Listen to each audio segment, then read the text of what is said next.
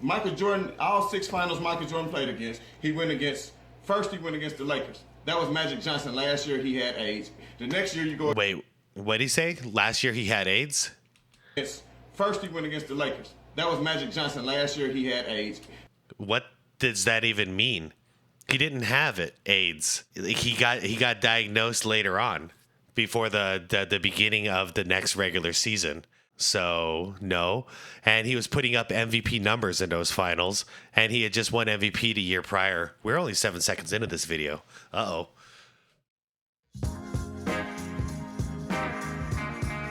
All right, welcome back to another After Dark, everyone. Hope you all are having a good night so far. Hope you guys had a good day. It's been a while since I checked up on a channel called Uncut Hoops. And this one caught my eye because it's probably going to be a funny one. It's called LeBron Fan Gets Obliterated in GOAT Debate. And the thumbnail showed an image of, like, it said like 6-0 is overrated or whatever. So I figured this will be a fun one to check out. Probably, I have no idea what the heck it is. So apparently it's a LeBron fan, but I mean, I don't know if it's just like one dude out there who's saying some dumb stuff, but we're going to find out together. So as always, I'm going to link the original video down below for Uncut for this particular video, so you guys can check it out. Check out his channel if you enjoy this content. Everybody else, please leave this video a like. It helps out a ton. I appreciate it, y'all. And yeah, without further ado, let's get right into this, all right? Let's see what this is all about. All right. Michael Jordan, all 6 finals Michael Jordan played against, he went against the Lakers. That was Magic Johnson. Last year he had AIDS. The next year you go. Wait, what did he say? Last year he had AIDS? First he went against the Lakers. That was Magic Johnson. Last year he had AIDS. What does that even mean? He didn't have it, AIDS.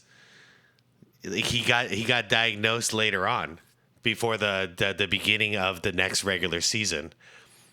So, no. And he was putting up MVP numbers in those finals, and he had just won MVP the year prior. We're only 7 seconds into this video. Uh-oh.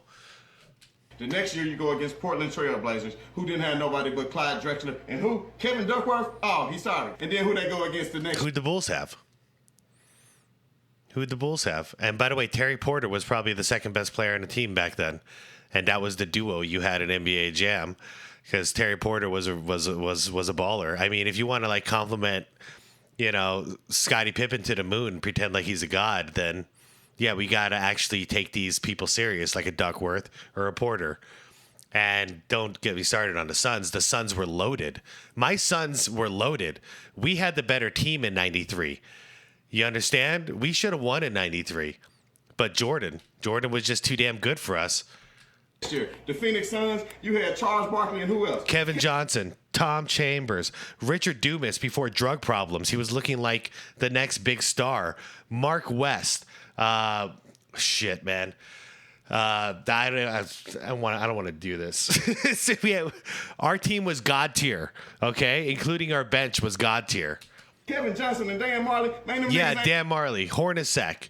Ain't no competition. Okay, I'm just going to let him say his Suns thing because it's so asinine. And who? Kevin Duckworth? Oh, he's sorry. And then who they go against the next year? The Phoenix Suns, you had Charles Barkley and who else? Kevin Johnson and Dan Marley. Man, them niggas ain't no competition. Are you kidding me? BJ Armstrong versus Kevin Johnson. I'm going KJ all day, any day. KJ was a star. And then who do you say? Dan Marley, who's a shooting guard? Well, that's Jordan. So what are you going to do about that? But outside of the Jordan one, the Suns had the advantage in every single position, including, obviously, the power forward with Charles Barkley. Okay, we're only 21 seconds in. I'm going to try to shut up. Oh, shit. Here we go again. Yeah, no kidding, huh? When it comes to LeBron versus Jordan debate, there's always been one video that's bugged me for the longest time. And this video involves this guy right here. And you might say, who is that? Honestly, I couldn't tell you. Why are we taking him serious? I don't take him serious. Like, if I saw that on social media, I would just like roll my eyes and be like, this guy just doesn't even know. He's clickbaiting, I think. Not Uncut, but that dude, this guy right here, he's just clickbaiting. He's click farming. He probably doesn't even believe half of this crap. He's just saying controversial crap to get some attention. But his video, LeBron vs. Jordan, debating LeBron's favor, it goes viral every single summer. And for LeBron fans, this is kind of their gospel of their truth for LeBron James being the greatest player of all time. That idiot is your gospel and truth? That's pretty bad, y'all. If that's all it takes to convince you of something, they're trash. They're trash. You know, so if I just say, oh man, the 2016 Warriors, man, they were trash. You know, is that all you need? Is that all people need to be convinced of something? So if Michael Jordan came into the league in 1984, that man got eliminated 84, 85, 86, 87, 88, 89, and 90. The Pistons and the Celtics whooped his ass every time. Yeah, he was building a team. And then eventually he got to the top of the mountain, climbing up the hard way. And then he won 6 out of the next 8 years. Yeah, it's a proud story. He didn't go freaking hopping teams because he couldn't get it done. No, he stayed, he worked hard, he built. That's what us men used to. We used to. Man, that's what we were. That's what men were. We built. We were proud of this. And now we're proud of running. I'm gonna tell you something else I used to watch. The nigga scored 60-something in one game against Larry Bird and still lost the game. So it don't matter how great you are, you not gonna win by yourself. It is a team sport. Then why did he win 6 out of 8 years? It was a team sport, and he built a team. He didn't build a team on the second year. Do you know LeBron James did not make the playoffs his first 2 seasons? Oh no, he must be terrible just because of that. It's stupid. They're building in Cleveland at that time. It's a stupid argument either way. Stopping him right there, that clip, to some fans, might seem damning for Michael Jordan's career. How is that like damning? He said, in 85, 86, 87, 88, 89, and 90, Michael Jordan failed to win a championship. Yep. Which, of course, is true. But what he fails to realize, that exact same logic can be turned on LeBron James. As looking at LeBron's career, his first 2 years in the NBA, he missed the playoffs entirely. Yeah. And then from 06 to 2011, failed to win a championship every single season. LeBron's first title came in year 9. Michael Jordan's first title came in year 7. And like he said, basketball, yes, it is a team sport. But looking at MJ versus LeBron pre-championships, Jordan was still playing fantastic. His team was just losing. He was consistently competing. LeBron James, he was individually choking, playing awful, and more times than not, the reason his team lost in numerous playoff series. But to give him credit in Cleveland, because I don't want to stoop to the same level as that dude. To give LeBron credit in Cleveland, he was building something. Or at least we thought he was until he fled and ran away. But I had a lot more respect for him when he would build up, because, you know, he came from the worst team in the league to, after on his 3rd year, they made the playoffs. So he's right on script. And then he's getting deeper and deeper into the playoffs as it goes on, makes it to the finals, doesn't win. Then he's still like grinding in the playoffs, trying to get back. And it was a very respectable story. And then he just went to Miami and blew the whole thing up. That's when it goes off the rails. But nobody just comes into the league and starts winning championships right off the bat. If that's the case, then you wouldn't have been picked high. You know what I mean? If you're a role player, yeah. But if you're the star, you know, you're probably going in the first like 3 to 4 picks in the NBA draft. So you're on the worst teams. So you have to build. You can't just do that overnight. And looking at someone like Nick Wright, one of the biggest LeBron fans out there, even he admits Michael Jordan never had a truly dark moment like LeBron James. And this is another check mark in Jordan's favor. To his credit, unlike LeBron and unlike Kareem, he never had the true dark playoff moment. Nope. If you want to talk LeBron's dark moments pre-championship, the first big one was in the NBA Finals in 07 versus the Spurs. As in this series, start to finish games 1 through 4 was completely abysmal. As in the series, shot 35%, with over 5 turnovers per game. Yeah, he choked. It's straight up dark moment. Yeah, call it what you want. He fell apart. He choked. Out of timeouts. James on the drive, fires a 3. Off the mark. The next big-time playoff failure in 08 versus the Celtics. as in this series LeBron James shot 35% and had numerous duds leading up to Game 7. 2010 versus Boston, an even bigger failure, as in this series the Cavaliers, they were the favorites to win and a 2-1 lead on Boston. Yeah, and every single time his shooting percentage is like 33 to 35%. It's pretty rough. But despite that, LeBron James in the final 3 games was absolutely abysmal, shooting 34% from the field and quitting on Cleveland. Yeah, I mean, that's why we call him LeChoke. It's not for one instance. It's because he always chokes into playoffs. He always chokes when it matters the most. Won't go, rebound Garnett, and that's it. The Boston Celtics with the huge upset. So I don't get it. It took LeBron longer to get to a point where he was a champion, and his path there not only was filled with choke jobs, but then in order to win that championship, he had to go build a super team. So why was that guy in the intro? Why was his argument valid at all to anybody who has the ability to critically form thoughts in their own brain? If you're smart enough to think thoughts on your own without some influencer telling you how to think and what to believe, how is it possible that you don't even just do a little bit of research? I don't understand it. I'll never understand it. I've always been the researcher type. Somebody says something to me, even if I trust them, I immediately back it up with research. Because if something doesn't line up, I'll be like, what about this? Or what about that? I mean, come on, you guys do that with me in the comment section. I appreciate it. If I'm ever wrong about something factual, y'all let me know. And then I change that moving forward because I'm like, oh, crap, I was wrong about this, you know? But yeah, I just don't think people have the ability to critically think anymore. Think for yourselves, people. And last but not least, the creme de la creme, the finals versus Dallas in 2011. Oh, boy. As once again LeBron's team, they were a heavy favorite. Hey, he shot better than normal, but that's because he like barely shot because he was scared. But at least he didn't shoot 35% that time. Series and win the championship. But in numerous fourth quarters, games 1 through 6, he was a ghost, invisible, and a no-show for his team when they needed him most. Gets it back up top to James. James fakes, drives, pull-up jumper. Won't go. Michael Jordan, all 6 finals Michael Jordan played against, he went against the Lakers. That was Magic Johnson. Last year he had AIDS. Why does he say last year he had AIDS? He didn't even have AIDS. He's never had AIDS. He had HIV. What do you mean the last year that he had AIDS? As though he had AIDS like in the 80s and then in 1991 he stopped having AIDS. Like I would already throw your argument out and be like, you're not worth listening to because this is stupid and it's not factual at all.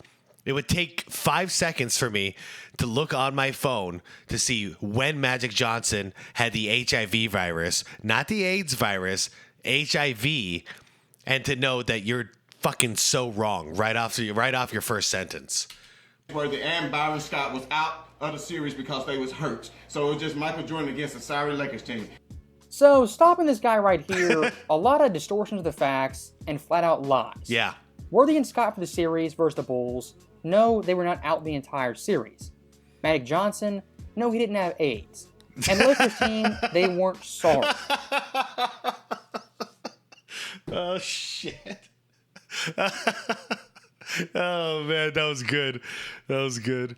All right. Yeah. They're a sorry-ass team, 58-24. They're sorry-ass. The 91 Lakers, they won 58 games. And out of the entire NBA, were one of 2 teams top of an offense and defensive rating. The other team, the 91 Blazers, who in the playoffs, the Lakers beat in the West Finals. For a lot of MJ's finals opponents, the history gets rewritten years after the fact, as heading into this series, the media, as well as fans, thought this series would be very, very competitive. The Chicago Bulls' domination of this series has to be considered a major surprise. Mike, there was no reason to believe that the Lakers would fall apart so dramatically? I think it was a combination of things. I'm not quite sure that everyone gave the Bulls the credit they deserved throughout the season. I think everyone felt the balance of power was in the West this year, that Portland, in fact, was the best team, and when the Lakers got by them, that the Lakers then were just going to put the Bulls away. Yeah, a lot of it was based on the experience level. So Jordan had never made it to the finals before. And obviously, Magic had not only won it 5 times, but he's been there, a total of 7, I believe. Like, this was his 7th or his 8th time in the NBA Finals. So a lot of us, we basically wrote off Jordan and said, like, you know, Jordan might win a championship next year, but this year, going against Magic, there's no way he can pull this off. Just experience alone. But they did. They sure as hell did. I mean, that right there is insight in the moment in 91, Yeah. what people thought about the Lakers versus the Bulls. This series was much closer than a 4-1 series. And of course, looking at LA's roster, Magic, he wasn't washed, didn't have AIDS, wasn't far past his prime. Magic in 91 finished second in MVP, only to Jordan. Yeah. And 90-89 had won the award back-to-back. James Worthy was third-team All-NBA, the best year of his career. Byron Scott, a veteran player, 3-time champion. Vlade Divac, the playoff leader in blocks. Yeah, Vlade doesn't get enough respect, by the way. Vlade came in to fill in the Kareem role, and he did amazingly. And Sam Perkins averaged 18 points per game. Oh, yeah, Sam. And let's be Sam Perk. 100% honest about this series. Get out. Byron Scott and James Worthy, yes, they were hurt and they got injured. Were they injured the entire series? No. But here's the thing. For LeBron fans, keep that same energy. Yeah. As of course in 2016, the Warriors, Steph in the entire playoff run was hobbled, banged up, start to finish. Draymond in the finals, he got suspended, and Bogut in Game 7, he was injured. The Heat in 2020, very similar thing. Oh, yeah. Goran Dragic, my guy, the Dragon. Ohio missed numerous games. Goran Dragic, one of their lead guards, leading scorers, also missed multiple games. The next year you go against Portland Trail Blazers, who didn't have nobody but Clyde Drexler. And who? Kevin Duckworth? Oh, he's sorry. Who else did they have? Jerome Kersey? Oh, he's sorry. Why? Why are they sorry? Why is this? It's just disrespectful, man. It's just disrespectful. Now, once Even again, the way he says it, it's meant to be disrespectful. Like, why are you dissing people? I don't know. He looks old, too. So, like, he looks like he's about my age. Like, he had seen some real basketball. So why would you say they're sorry when these were common household names at the time? and stopping this guy very quickly, the lies are just flying so fast, it's hard to keep up. Yeah, Klay Thompson, he's sorry. Steph all alone out there. Iguodala, he's sorry. He didn't do nothing. What he ever do? You know, like that's all it takes, I guess. The 92 Blazers, it wasn't just Clyde Drexler. This team, top to bottom, debatably, was the most talented team in the league. And it's not the first time they've been to the finals either. They lost to, Detroit recently before this. I believe that was 89, right? 89. Yeah, I think that was the 89 finals. The only problem is, Clyde Drexler was not Michael Jordan. Yeah.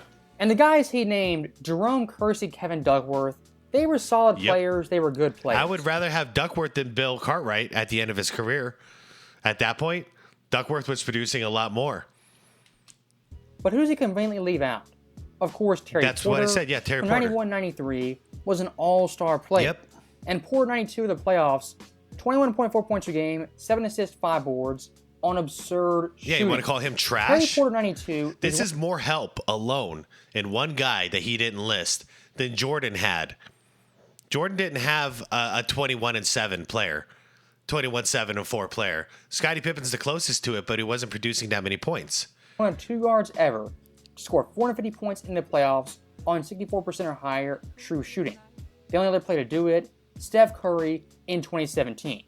But you know, Terry Porter, this guy, just trash and not deserving of being mentioned for the 92 Blazers. Now, looking past Porter, also Buck Williams, all-defensive second team, led the NBA in field goal percentage. Cliff Robinson, a fantastic sixth man. Yeah, Cliff was great off the bench. 93. I would have taken him over Bill Cartwright because Bill Cartwright was so old by that point. You know, I would take your sixth man at the center position over the starting center for the Bulls at the time. All-Star 94, Danny Ainge, a veteran player, also former All-Star, Yep. and great role player off the bench. Absolutely. And then who they go against the next year? The Phoenix Suns, you had Charles Barkley and who else? Kevin Johnson and Dan Marley. Man, them niggas ain't no competition. So That one hurts the most. Actually, it doesn't hurt because it's just stupid, so it just bounces off me. But it's like an annoying fly. How can you say that to one of the, in my opinion, one of the best teams ever assembled? They just didn't get it done. But as far as the assembly of talent, man, top to bottom, so talented, the Suns team.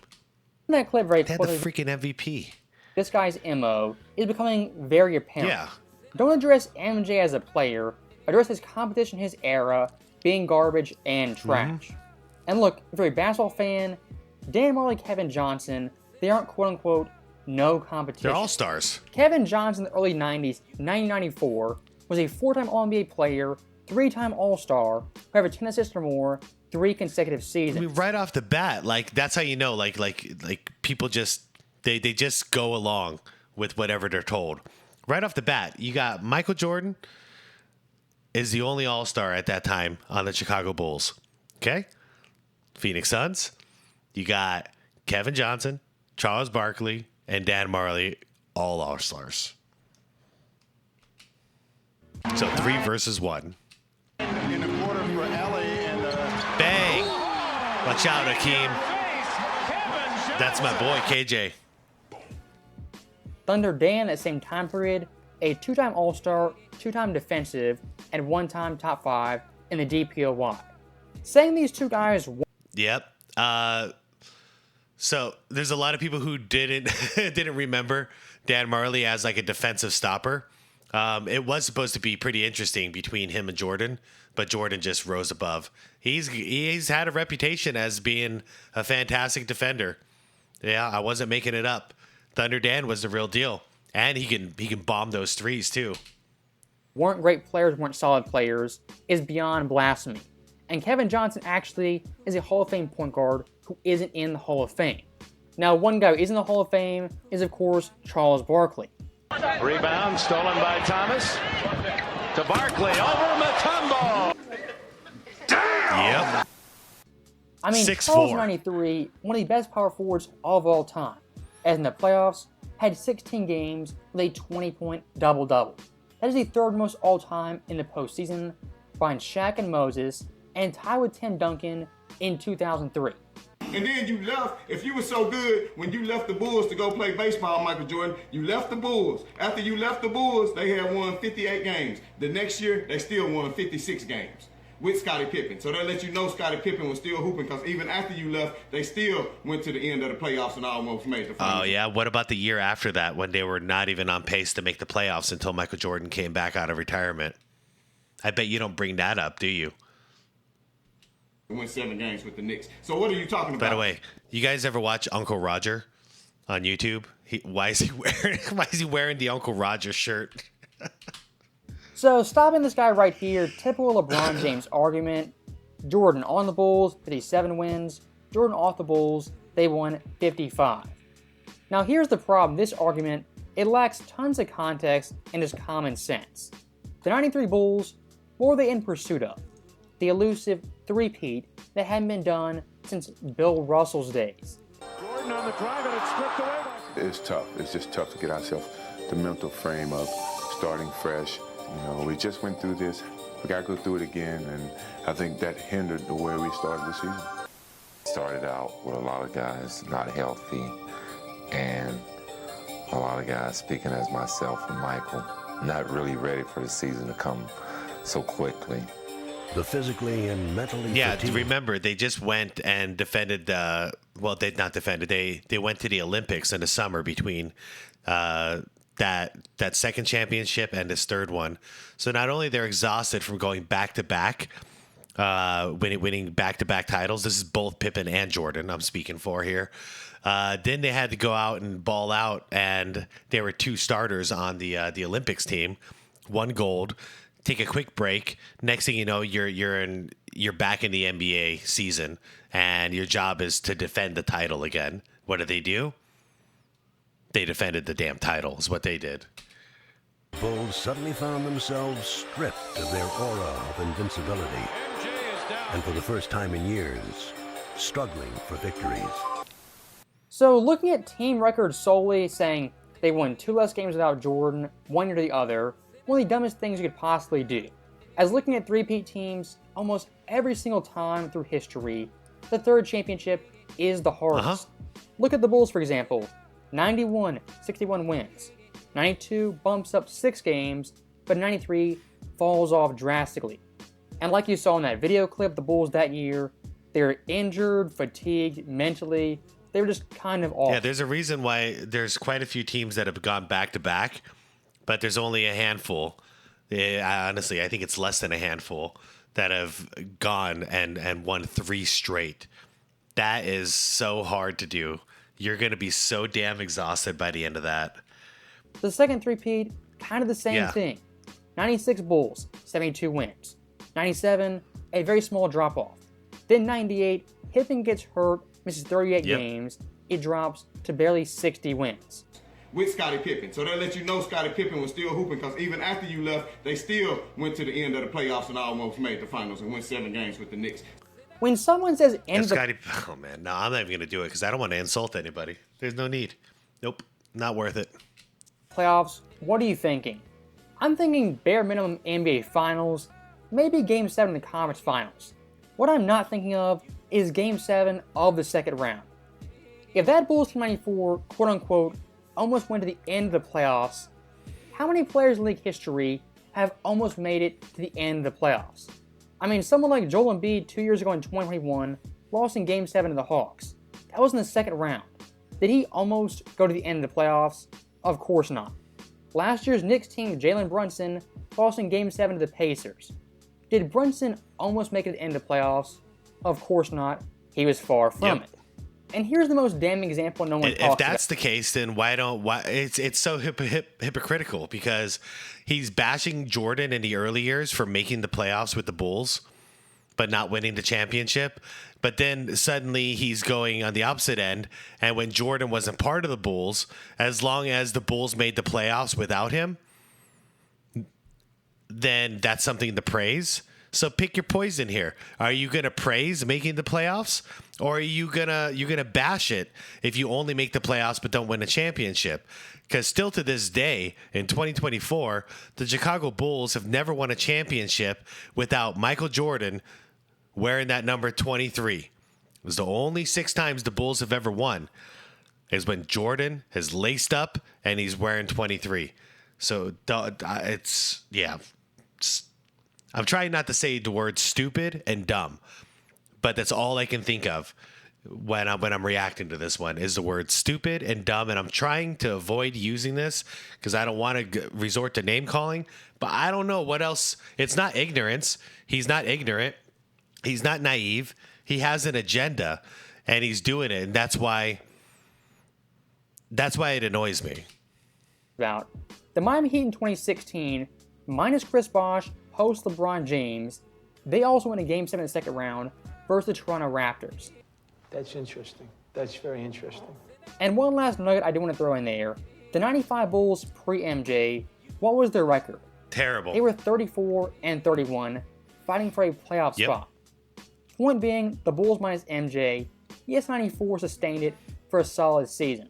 But 95 had fallen back into mediocrity, and Pippen himself was begging MJ to come out of retirement. Then he came back and played the Seattle Supersonics in 95. And the Seattle Supersonics, who did they beat? Nobody. Went to the finals once, played Gary Payton. Man, you sorry. So who sorry? Gary Payton? He calling Gary Payton sorry? All right, I don't care about name calling anymore. Fuck this guy. This guy's a fucking idiot. Fucking asshole. You want to call Gary Payton sorry? And not only Gary Payton, but all these other legends, you want to call them sorry? Fuck you. What have you done on a basketball court? Once again, stopping this guy, just saying certain players, they stunk, they weren't good, and just saying that as gospel, it doesn't make you right. Gary Payton wasn't some trash player. In 96, debatably, is the best on-ball point guard, on-ball guard we've ever seen. Over the top. Low pass. James hands it. Blocked by Payton. James, they get it in his hands. Clown on its feet. Too late. Too late. James for the win. I mean, this Sonics team, top to bottom, they were stacked and loaded. Yeah, Detlef, shout out. Not just Payton, but also Detlef Shrimp, a 2-time All-Star, and Sean Kemp, who should have been a Hall of Famer. He should be a Hall of Famer. They both should be. Actually, Detlef has a case for it too, because he's a European, and he kind of helped make that splash as a European. Anyways, it's off topic. In those finals, he was a walking 20 and 10, 2 blocks on almost 60% shooting.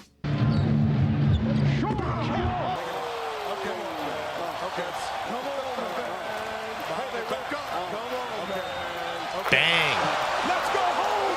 Let's go home, ladies. Who's that on? Oh yeah, Antoine Carr. And one thing I do want to note very quickly, 96 Sonics. And one. Who did they beat in the playoffs? They beat the Houston Rockets, the 2-time defending champions. Oh, Hakeem, he's sorry.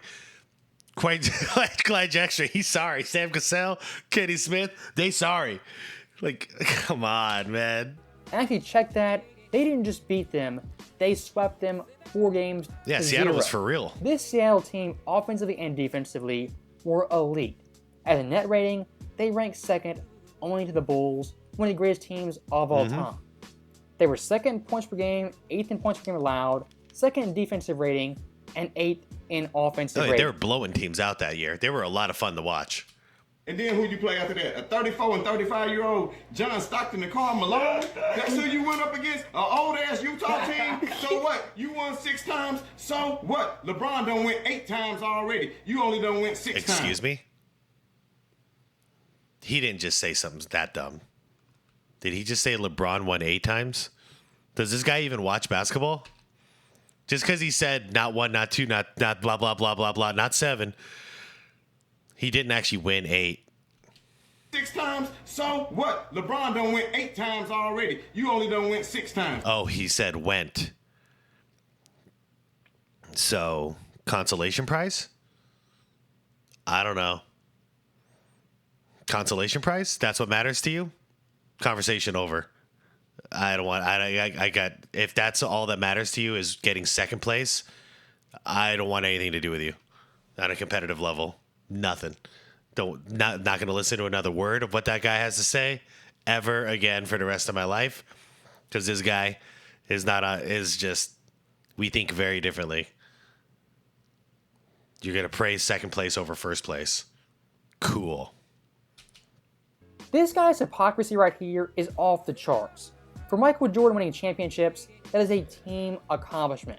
LeBron making the finals, that is a LeBron accomplishment. You're not going to win by yourself. It is a team sport. A few moments later. LeBron done went 8 times already. I rest my case. Yeah. Now, looking at his second point regarding the Utah Jazz. It's not even worth it uncut. The Utah Jazz were a freaking phenomenal team, and they got even better by 98. That was probably the toughest competition, but I'd argue the 93 Suns were the hardest competition. But the Utah Jazz were incredible. It's not even worth your time. On this team, old and washed up, downplaying how great they were. I mean, go ahead and do that. Never mind them winning 64 games and the best record in the NBA. You know, forget that. They were old and they And Karl Malone, yeah, he was old and washed up. He was the freaking MVP in 97, man. Let's roll with that. The first time Jordan beat Karl Malone, of course, was in 97. Malone at that point was 33. For some comparison, Malone being washed at 33, Duncan in 2013, 37, Manu, 35, Parker, 31.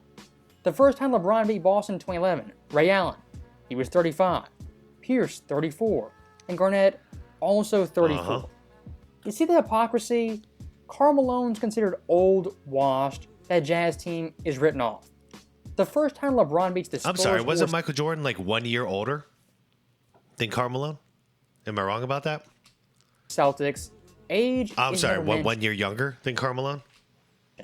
Jordan, he was good, but guess what? He used to kick it over to Paxson. Money. He used to kick it over to B.J. Armstrong. Money. When did B.J. Armstrong hit a big shot? No disrespect to B.J., but what is this thing that he's seeing? Jordan used to kick it to B.J. Money. When did it happen? Paxton, it happened once. And that's because his coach told him Paxton is wide open, pass him the ball. He didn't do that as a scapegoat. He did it because his coach told him to do it. Steve Kerr, money. Them niggas was money. You know what I'm saying? Kyrie hit a big shot. Money. Ray Allen hit a big shot. His money. Fuck you, dude. Scottie Pippen, best two-way player, first team all NBA defense, Hall of Famer. What is y'all talking about? I'm sorry, Michael Jordan's the best two-way player, not Scottie Pippen. Nah, not even close. Now, stopping right there once again, this guy lists off B.J. Armstrong, Steve Kerr, and John Paxson, 3 guys for the Bulls who were role players. Think about that, role players. The one All-Star Jordan had was Scottie Pippen. I miss the old days when it wasn't online arguing, because like the only place you'd get something like this was at the bar. So you'd be at the bar or something watching sports, and like there'd be some joker like this, some idiot, loudmouth, who's just running his mouth about nonsensical shit, and he can't get away. We are with him now, fighting him, debating with him on how dumb he is. And then when there's like 20 of us and one of him, and he still won't back down, that's when it's like, all right, man, you're just a clown. You're a fool. We're out of here. But like when he do this stuff online and it gets traction and it takes a delay to have a rebuttal, like right now, this is a rebuttal by me and also a rebuttal by Uncut. It's not the same impact. And that's why clowns like this get a platform, is because we used to shut this stuff up, shut it down face to face. You got to shut it down. You're going to keep saying this blasphemous shit. We're going to all have a problem here, but there's 20 of us and one of you. So like, you might want to leave, man. Either that or just shut up, just shut up on a topic. But nowadays you just get away with it. Say whatever the hell you want, as long as it gets clicks. It doesn't matter how dumb the argument is.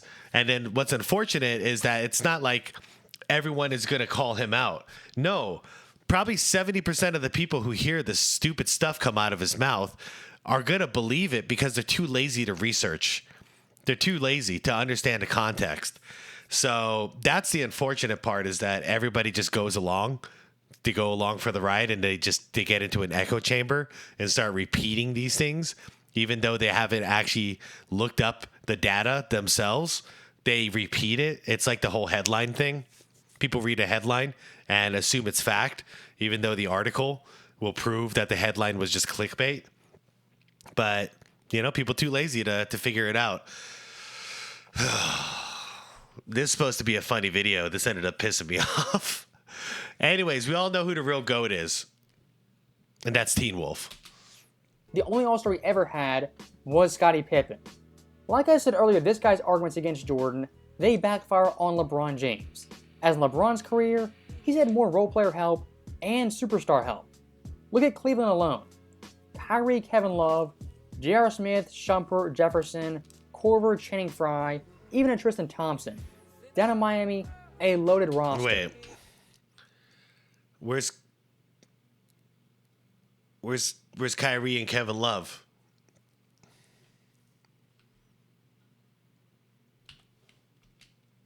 Mike Miller, Batty. Oh, he's not including the stars. Okay, I got you. Even though Ray Allen's a star, but yeah, we need Chris Bosh in here, and we need Dwayne Wade in here. Yay, Ray Allen, Chalmers, Wade, and Bosh. In Los Angeles, a prime Anthony Davis, who actually was the best two-way player in the game. Also had KCP, Westbrook, Carmelo, Rondo, Caruso, Kuzma, Dwight Howard.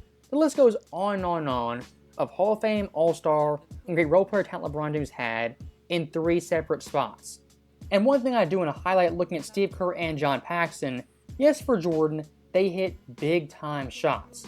But here's the difference. Paxson 93, when he made this shot, the Bulls were up 3-2. And Michael Jordan directly was involved with the play in a positive way. Yep. Worst case, this would have gone to a Game 7. Plus, there's enough time for a rebound right there, because there's 4 seconds left on the point of impact on the rim. So there's still a chance to get a rebound. But Paxson drilled it. Game over. Go home. See you next year. 97, a very similar deal. Chicago, they were up 3-2. And Michael Jordan directly had a positive impact on Steve Kerr making that shot. Looking for Michael Jordan. Yep, we've broken this play down. This is what he did. He's got all this attention on him. Hornacek's going to swing up, assuming Kukoc is going to get the ball in the corner. Whoop. Look at all that Jordan just created. You want to talk about being clutch? He did all this. He was this far ahead of everybody mentally. He knew what everybody was going to do, and he planned this ahead of time with Steve Kerr, telling Kerr he's going to be wide open for the shot. Bang. LeBron James, his career, the two big shots they've hit, 2013 versus the Spurs. His connection to that play was him breaking a shot, Bosch in the rebound, and Ray hitting the shot. Yeah, two people were clutch in that situation, and that was Bosch with the clutch board, and then Ray Allen and pass. So he got rebound, assist, and Ray Allen with one of the clutchest shots I've ever seen. Kyrie, also one of the clutchest shots we've ever seen. When did LeBron have that clutch shot moment? Because you can say, okay, well, those two times Jordan had help when it came to hitting a big shot, but they weren't facing elimination, so it wasn't do or die. So, yes, they were big shots, but they weren't do or die. But we've seen countless times where Jordan, including the last shot he ever took as a Chicago Bull, where he did come up clutch. He hit the big shot. When did we see LeBron doing that in the finals? I don't recall him doing that in the finals. So on one end, we got a guy who is clutch and he will also pass the ball off when needed. And then on the other end, we got a guy, LeBron James, who never hits the clutch shots, but if he's going to win, it's going to be because somebody bailed him out in a do or die situation. Can you understand the difference here? Kyrie shot LeBron James had no involvement whatsoever. And in both those games, 2013 and 2016, LeBron's team was facing elimination. If you want to bring up Paxson, Kerr, B.J. Armstrong, do that all day long. But just know LeBron's teammate resume, I mean, that list is 10 times longer and 10 times more stacked. This nigga done went in every finals he played against. It was only one Hall of Famer on the other team. LeBron going against 4 Hall of Famers. They have to get 2 MVPs and 4 All-Stars to beat this man. They can't beat this man. You better crown the king, goddammit. Crown him. Why? Because you said so? Now, that right there is our last clip, and this guy goes out with a bang, just lying through his teeth repeatedly. As saying Michael Jordan's final opponents only had 1 Hall of Famer each, it's a downright lie. I mean, most obviously the Jazz, Stockton Malone, 2 Hall of Famers, argument's dead right there. But even looking further than that, someone being a quote-unquote Hall of Famer really means nothing. For example, look at J. Kidd in 2011 versus Terry Porter in 92. J. Kidd, a Hall of Famer, one of the best point guards of all time. But 2011 J. Kidd, far from that. Terry Porter, not a Hall of Famer, but a top 10 point guard all time. But in 92, he was playing pretty damn close to that level. That entire line of thinking is so flawed, so dumbed down, it makes my head hurt. It's not the even 91 worth it. Lakers technically had 3 Hall of Famers.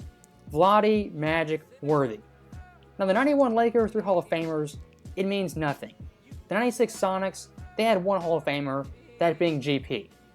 I'd personally argue that Sonics team was better than the 91 Lakers despite 2 less Hall of Famers. Again, going to show Yeah, because guys those two were at their peak, Gary Payton and Sean Kemp. Argument means nothing, provides no context to how good the player was in the moment. Whew. So that right there, that was a long video. Tons of lies, half-truths, and just generally false statements, dumb statements. As always, thank you guys for watching. Hope you enjoyed it. I'll see you next time. Wow. First of all, good job, Uncut. Good job defending it. Yeah, you did well there, man. That was exhausting, to tell you the truth. That one was exhausting because if it's somebody who's making some valid arguments, I love this stuff. You know, I have these conversations with my buddies. You know, we'll debate even though we disagree on a lot when it comes to basketball.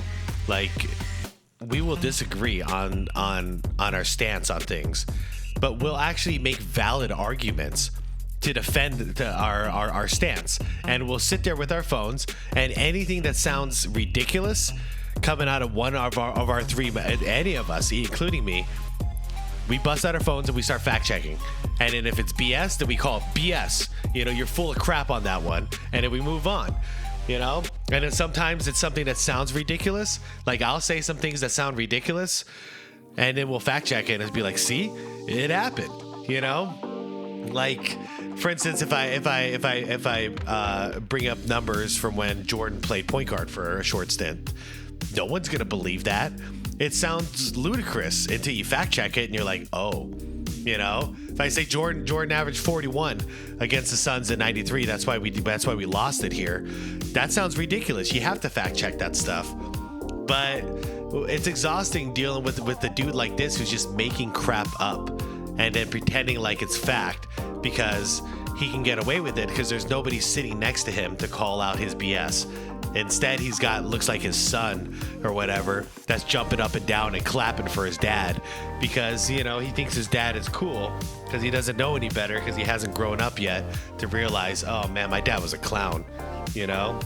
Can't get rid of these videos, they're online. Look at my dad being a clown saying stupid stuff that wasn't even real. That'll come back to bite him in the ass later in life. But yeah, this one was just exhausting. But to me, overall, it's more so just sad how many people see something like this and take it as the gospel, like this is the truth. Because I don't know if you like, I feel like a lot of you guys who watch my content, you guys know, most people in the real world and especially online lie like crazy. They just lie to fit whatever agenda they have because they know most people are not going to fact check. And with that, I am out of here. Everybody, always do your own due diligence. Always research. Call each other out if you guys are spreading lies. Call me out if I'm spreading lies. Call Uncut out. Call anybody who's actually lying on their platform. And if you notice a pattern where they're just clickbaiting you and it doesn't matter if they've been proven to be liars, they just keep doing it to get attention, that's when you unsubscribe, you unfollow, because if you take away their clicks, they don't have a platform anymore. So, and anybody who's earning their platform on a bed of lies, I don't think that's something that we should celebrate, appreciate, or personally back. Because yeah, it's not costing us any money, but we're actually we're funding that person, you know? Even if you only get like a fraction of a penny per view, you are helping that person by funding them financially to spread their lies. Anyways, I'm out on that note. Thank you all, as always. And I'm sure if I got anything wrong in here, which I may have, you guys are gonna correct me down below. And I will fact check and go, oh yeah, you're right. Or if you're wrong, I'll tell you you're wrong. All right, I'm out of here, everybody. Thank you as always for watching. Like the video if you liked it. Subscribe to the channel if you want more content like this. If you do, I'll see you tomorrow morning. And yeah, I really appreciate you all. I appreciate this community. And man, yeah, be good to your people. Tell your loved ones you love them. Let's bring it all back home here. Everybody be good to your people. Tell your loved ones you love them. Have a wonderful, safe night. And I will see you very soon, okay? All right, you all take care. Peace out.